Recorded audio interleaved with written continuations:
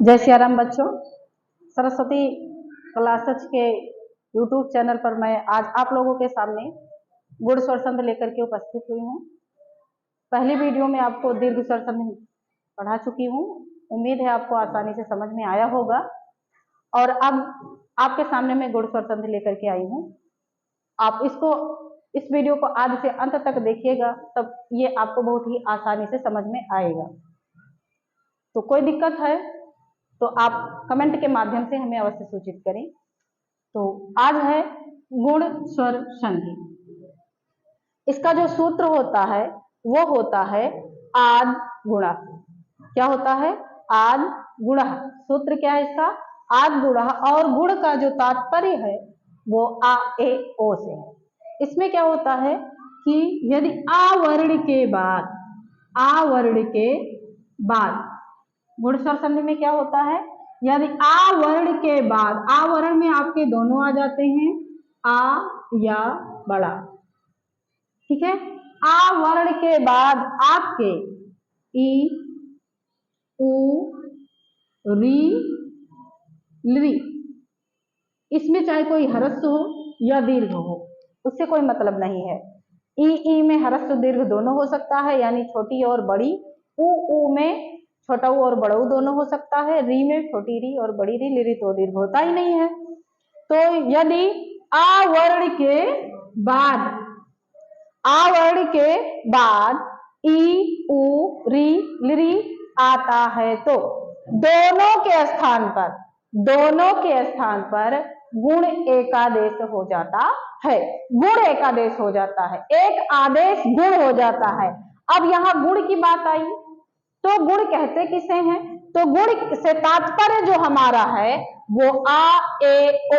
ये competition level का है बच्चों कि गुण से तात्पर्य अगर पूछे तो आ ए ओ जहां मिल जाए उसी को क्या बोलते हैं? गुण बोलते हैं। तो ये हो जाता है, गुण एकादेश हो जाता है।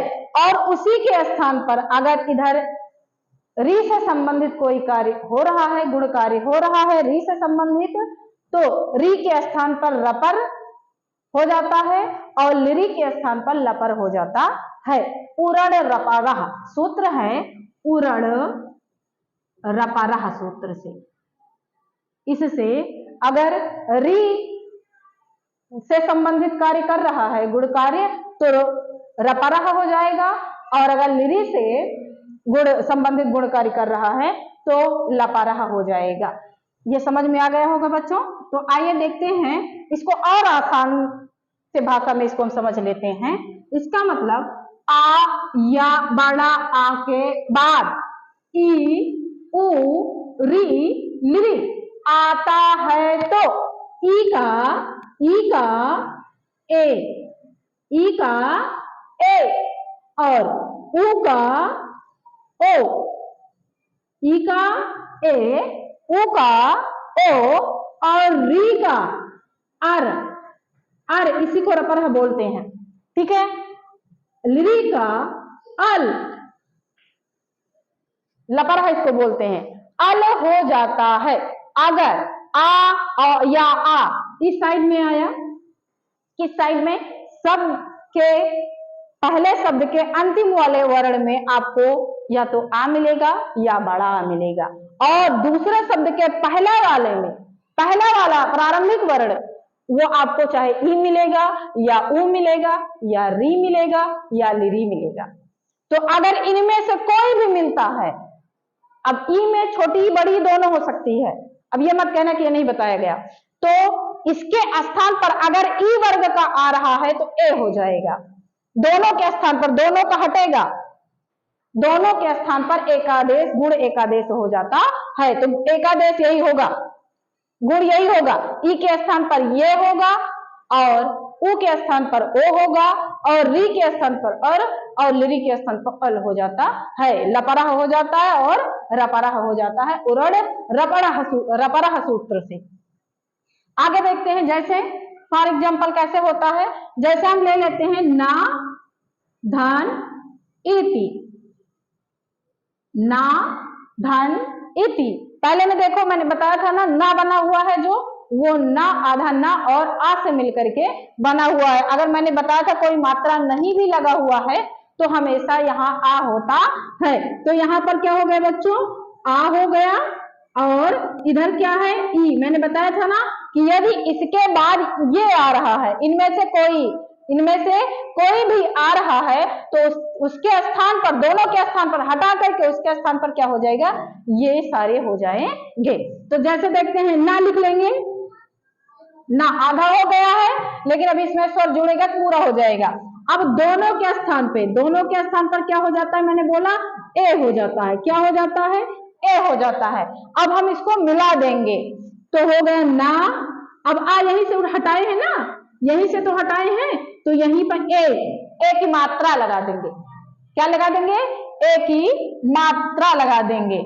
चूंकि यहीं से आ हटा है, यहीं पे लगाएंगे तो ए की मात्रा लग गई। दोनों के स्थान पर, मैंने बताया था दोनों के स्थान पर गुण एक आदेश हो जाता है। एक आदेश हो जाता है गुण का। गुण क्या है, ए और ओ, ए और ओ। तो क्या बन गया, ये खत्म हो गया ना, क्या बचा, टी। इसको साफ साफ नोट कर लेंगे। आ गया समझ में। अब देखिए, यहाँ आ था, यहाँ ई थी, और हमारा जो परिभाषा है वो भी कहती है यदि आ वर्ण के बाद ई उ री ली में से कोई भी आए तो इसका गुण आदेश हो जाता है। दोनों के स्थान पर एक आदेश हो जाता है गुण। तो ये हो गया, नेति बन गया। आगे देखते हैं, इसी तरीके से और है, जैसे है रा का धन ईसा, रा का धन ईसा, रा का क्या है, रा का धन ईसा। अब रा का मीन्स होता है रात, है ना, और ईसा मीन्स ईश, भगवान। आगे देखते हैं, अब यहाँ क्या आया, आ दिख रहा है। आ हमें कुछ ढूंढना तो है ही नहीं, आ दिख रहा है। आ कौन सा दिख रहा है, बड़ा दिख रहा है। फिर उसके बाद इधर क्या आया, ई आई।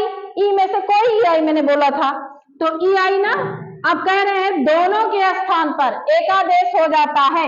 इधर किस वर्ग का आया है, ई वर्ग का आया है, तो ई वर्ग का क्या हो जाता है, ए आदेश हो जाता है। अब हम इसको काट देंगे, इसके स्थान पे हमें क्या लाना है, ए आदेश करना है। क्या आदेश करना है, ए। तो बचा क्या, रात।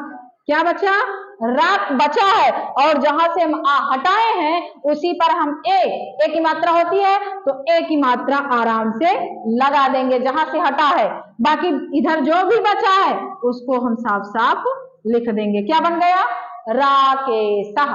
क्या बन गया शब्द, राकेशः। ये था ई वाला। आइए और देख लेते हैं, ऊ वाला भी देख लेते हैं।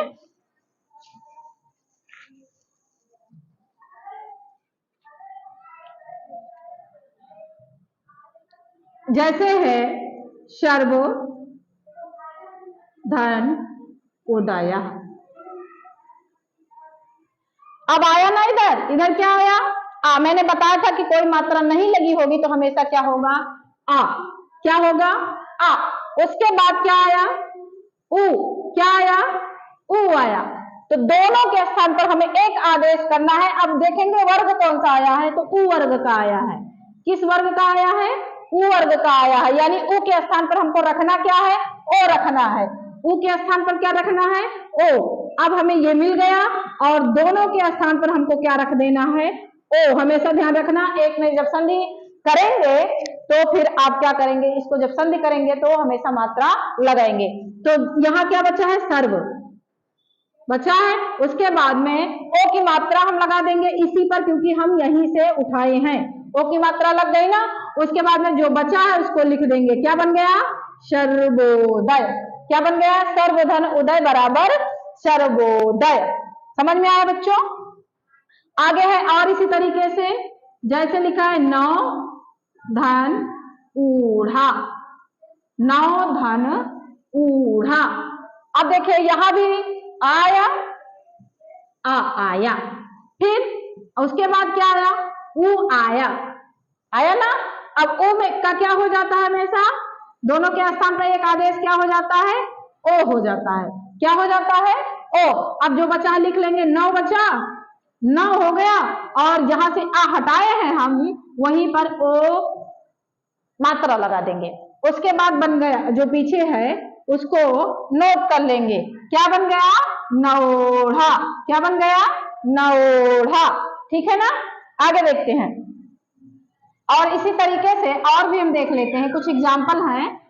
तो ये था गुण से तात्पर्य एवं हो जाता है ना। आगे देखते हैं, अगर री से संबंधित गुण कार्य हो रहा है तो रपरा कैसे हो जाता है। आइए अब देखते हैं। ब्रह्म, ब्रह्म धन ऋषि। अब देखो यहां री आया ना, री आया, यहां क्या आया? अ। क्या आया? अ आया। और यहाँ क्या आया? री। मैंने बताया था अगर री से संबंधित गुण कार्य करेगा तो रपरा हो जाए। रपरा मीन्स अर, जिसको आप अर भी बोल सकते हैं, और जिसकी मात्रा ऐसे यानी आधा होती है, रा का आधा। ठीक है ना? अर हो जाता है, यानी यही हो जाता है। ठीक है ना?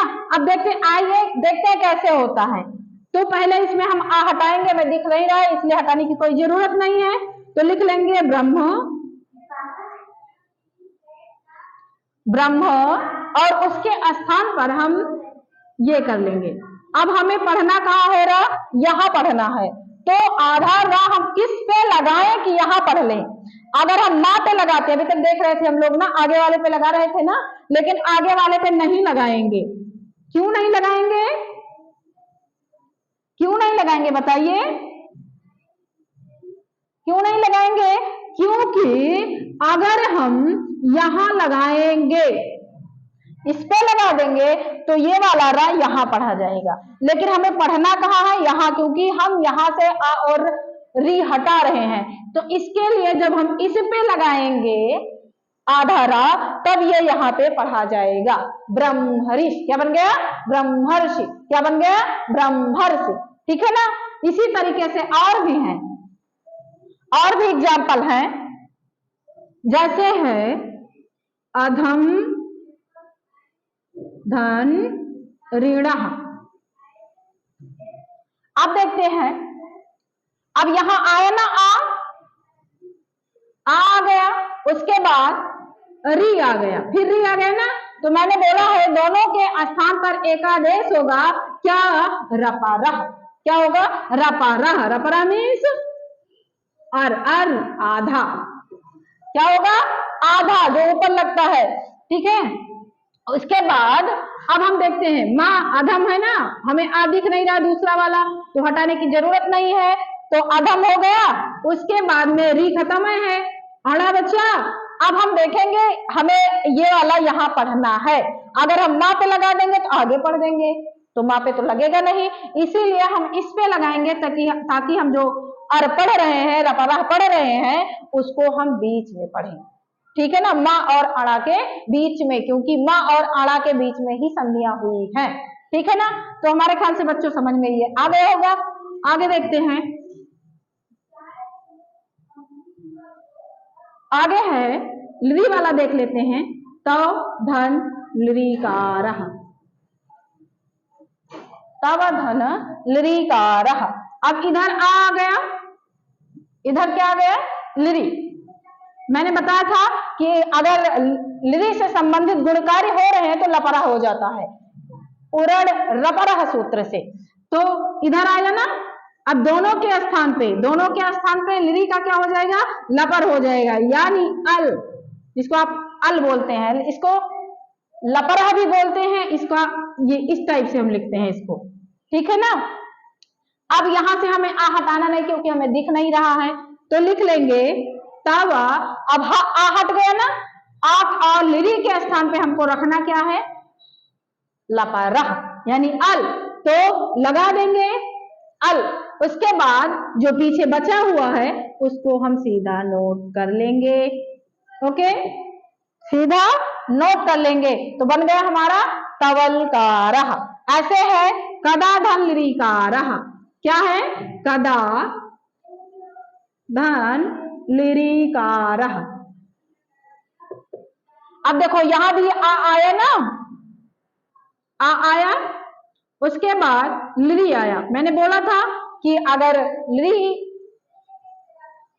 लिरी का गुणकारी होगा तो लपरह हो जाएगा, यानी अल हो जाएगा। दोनों के स्थान पर एक आदेश क्या हो जाएगा, अल आदेश हो जाएगा, यानी लपरह।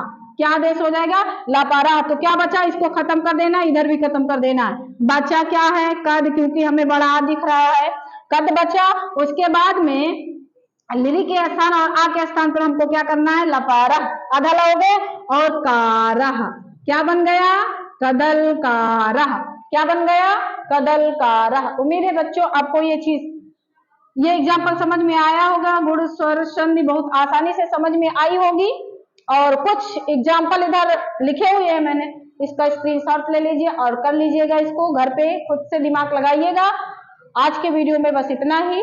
आगे हम अगली संधि लेकर के उपस्थित होंगे, तब तक के लिए जय श्री राम।